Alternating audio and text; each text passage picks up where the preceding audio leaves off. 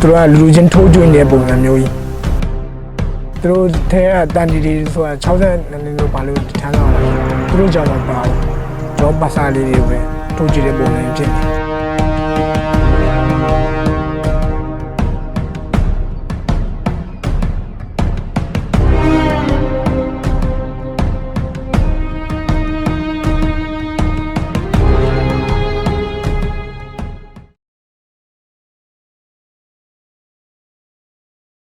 ကျွန်တော်နာမည်ပြည့်ဖြိုးနိုင်ကျွန်တော်ကိုယ်ပိုင်နာမည်ပါစာ16980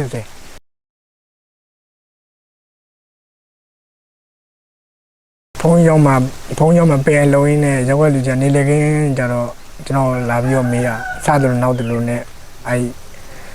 ညကျတော့စားတဲ့နေပါလာစားတဲ့ပါကျွန်တော်စာမဖတ်တယ်လို့ဖုန်းရစာဖတ်ပြီးတော့ကျွန်တော်အဆောင်လေးပါပြီးပြီးမှတပည့်လိုက်သွားလို့ပြောမဟုတ်ပေါ့ရှေ့ရောက်တော့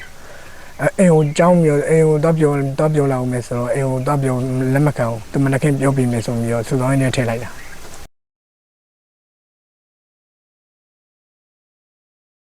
ကျွန်တော်စူဆောင်းနေမှာနှစ်ပတ်လောက်နေပြီးတော့တောင်ကြီးဟိုပုံပို့ခဲ့တော့ပြေးရလူတွေကပြေးကြပေါ့ပြေးလူကြပြေးလွတ်သွားတဲ့လူကြလွတ်တော့ကြတော့ကျွန်တော်ထမင်းစားတော့လေတင်းတန်းကျောင်းမှာထမင်းစားတော့လေတင်းတန်းတိုင်နဲ့ထမင်းစားနေလေပြေးပြီးတော့ထမင်းစားရတာတခါရရင်မောဆိုပြီးထမင်းတော့မစားနိုင်အဲ့လိုမျိုးအဆင်ပြေကျွန်တော်ချိခဲ့ဘူး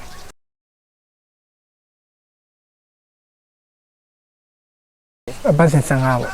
တန်းကဦးကြီး100လောက်ရှိရတယ်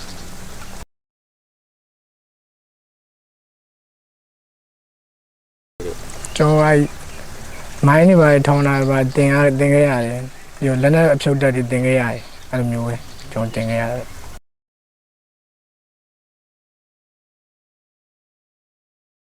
ဆဲဘောနဲ့ဘိုင်လို့ကြလဲဆိုကျွန်တော်ခြေမှာကျွန်တော်ကထိုင်တန်းစီရောထိုင်ခိုင်းတာထိုင်ပြီးတော့သူတို့ရိုက်တာပြေးဦးမလားရိုက်တာပေါ့အဲ့လိုမျိုးပဲကျွန်တော်ကြုံခဲ့ရတယ်ရိုက်ခံရတာရောဘာရောကြုံခဲ့ရတယ်ဆက်လေးတွေပါလဲခိုးတောက်ခဲ့ရတာပါရောအတင်းနွားလိုပုံစံမျိုးပဲပေါ့အဲ့လို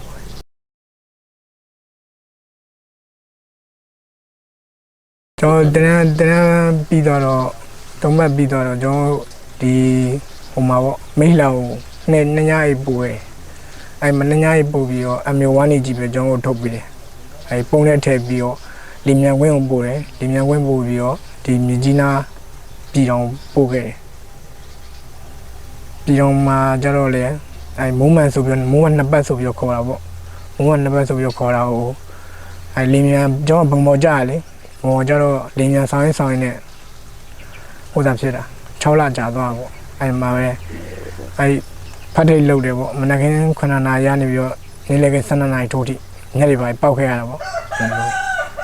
ညနေပိုင်းပောက်ဟိုသာလုပ်တာလို့အဲ့လိုထမင်းစားတော့လေတစ်ခါရရင်တော့ကြောက်တစ်မျိုးတည်းနဲ့တစ်ခါကျရင်လည်းငချောက်ကြော်တစ်မျိုးတည်းနဲ့ပဲ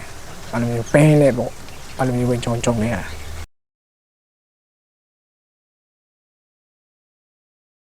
တော့ပြည်အောင်မှာ6လလောက်နေပြီးတော့အယောက်100ဆိုပြီးတော့ခွဲရပေါ့ခွဲတော့ကျတော့ကျွန်တော်မပါတော့လေမပါတော့ဒီ364မှာအမြောက်တက်မှာလုံကျွေးပေါ့လုံကျွေးသွားပြီးတော့တွဲခိုင်းတာလုံကျွေးသွားတွဲတော့တကားပေါက်မှာပဲနေရတယ်လေအပေါက်တွေပါရဟိုဖွင့်ဒီဖွင့်တော့သူတို့တက်ရလူထွက်ရင်တော့ကျွန်တော်အပေါက်တွေပါဖွင့်ပြရတာအဲ့လိုပုံစံမျိုးကျွန်တော်နေခဲ့ရတာ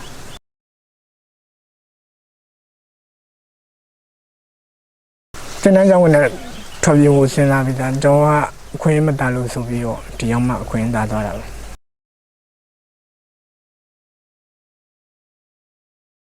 ကျွန်တော်ညနေတထရထွက်တော့ညနေ4နာရီခွဲလောက်ကြီး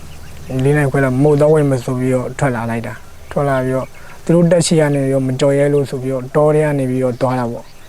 တောထဲကနေသွားတော့ကျတော့စူးတွေပါရီတော့စူးတာပေါ့ကျွန်တော်ဒီစူးတွေဒီဟာရောစူးတွေပါရီစူးတယ်ပြီးတော့မိုးရတဲ့ဆိုတော့ကျွန်တော်လေခွင်းနဲ့တော့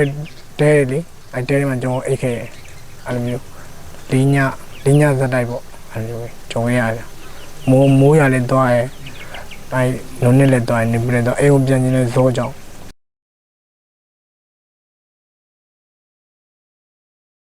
ရှားပုံပေါင်းတဲ့ကျွန်တော်တယောက်တည်းဗျ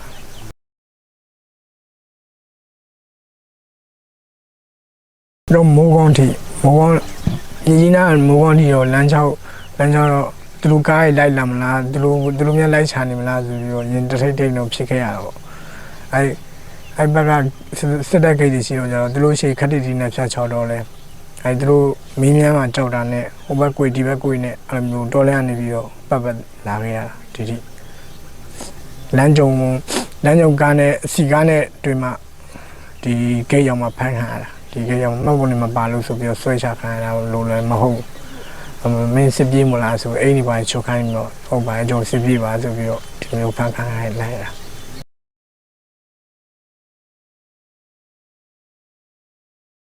စိတ်ထဲမှာကိုစီဆွဲတဲ့အချိန်ရရင်တော့တထောင်လေးလက်တွေပိုင်းနိုင်ရက်ွက်လူကြီးကိုတက်ပြရှင်စိတ်တော့အဲ့လိုမျိုးပေါ်အဲ့တခါပဲကြုံခဲ့ဘူးပဲပြီးတော့သူတို့ခိုင်းတယ်သူတို့ခိုင်းတယ်မလားအဲ့မလုပ်ချင်လဲလုပ်ရတယ်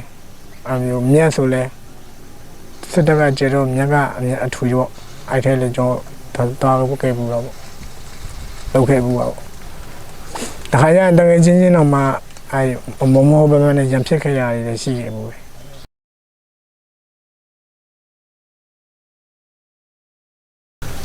ကျွန်တော်ပထမပိုင်းစဉ်းစားတော့ဟိုလိုမျိုးပေါ့ဒီမှာမိရတော့ကျွန်တော်သွားပြီးလို့ငါတက်ပြီးလို့ပဲကျွန်တော်ဆုံးဖြတ်ချက်ချလိုက်တာပေါ့ဟိုအရင်မိပါတော့မှစိတ်ရင်းစိတ်မှန်နဲ့ပြောရင်အရင်မိပါမေရတာနောက်ဘဝမှာပြန်တွေ့မယ်ပေါ့အဲ့လိုမျိုးပေါ့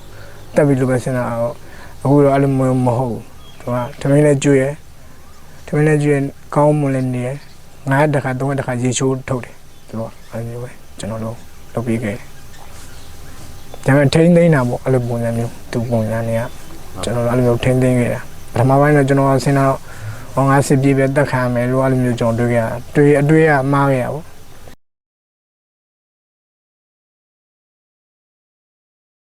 အမိသားအချိန်မီပြန်လာခဲ့မယ်လို့ပဲပြောချင်ပါတယ်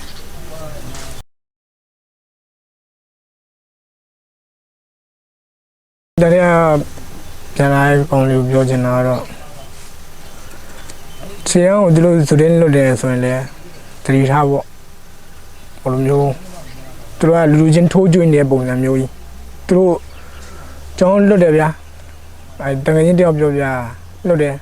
သူတို့ထဲကတန်တီတီဆိုတာ60နှစ်လို့ဘာလို့ထမ်းလာတာလဲသူတို့ကြောင့်မပါဘူးကျွန်တော်ပါစာလေးတွေပဲထိုးကြည့်တဲ့ပုံစံဖြစ်နေတာအဲမျိုးကြီးတင်တန်းတာရဗျာတင်တန်းတာ2ပတ်လို့3ပတ်လို့နဲ့အဲ့ဒါကျွန်တော်ဘယ်လိုလုပ်ဂလန်းတိမအောင်ဂန်းတိမအောင်အဲ့လိုမျိုးရှိလေသူတို့ထဲကလူတွေကြောင့်နဲပါတာကြတော့2ယောက်လို့3ယောက်လို့နဲ့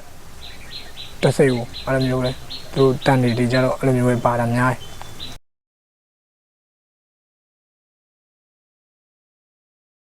ကျွန်တော်လက်ပေါ်လေးမှကြာသွားကျွန်တော်ဒီကောင်ဟိုတာ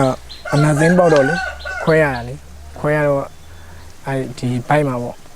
ဒီဘိုက်မှာသူစလိုက်ပါဖြတ်မှန်တာလို့ပြောရပဲနေ့3ရက်တော့သူဘိုက်ကို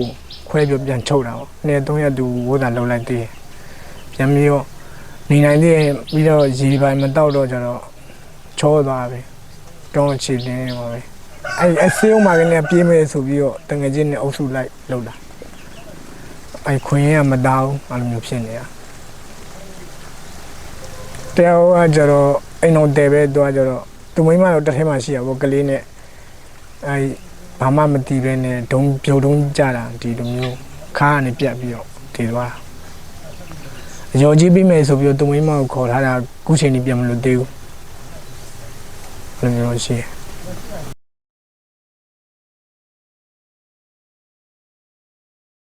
လူကင်းချင်းနဲ့အိမ်ပြန်နိုင်ပါဒီလိုပဲကျွန်တော်ဆွတောင်းအောင်တန်းမျိုးဒီလိုပြေးလေလို့အဝေးလို့ပဲရောက်သွားတာဘာမှဖြစ်ဘူးလေဟိုဘက်ကသူတို့လုံးမှာပဲအမျိုးကျွန်တော်တွေ့